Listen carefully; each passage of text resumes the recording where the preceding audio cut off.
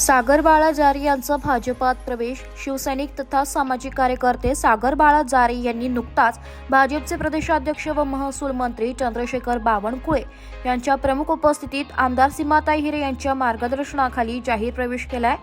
सागर जारे यांनी विविध सामाजिक उपक्रम राबवत आपल्या कार्याचा ठसा उमटवलेला आहे. त्यामुळे नागरिकांमध्ये आनंदाचे आणि उत्साहाचे वातावरण आहे.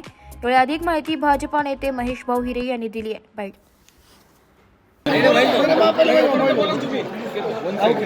भारत माता की जय.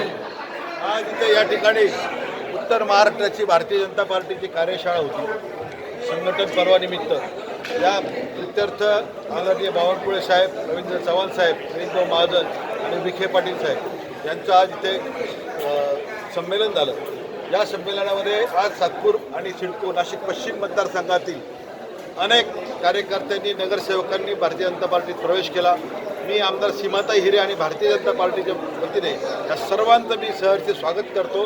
आणि देशात नरेंद्र, राज्यात देवेंद्र आणि महापालिकेवर भाजप ही त्रिसूत्री आता आम्ही अवलंबवणार आहे. आणि भारतीय जनता पार्टीची सत्ता ही नाशिक महानगरपालिकेवर ही काळ्या दगडावरची रेघ आहे.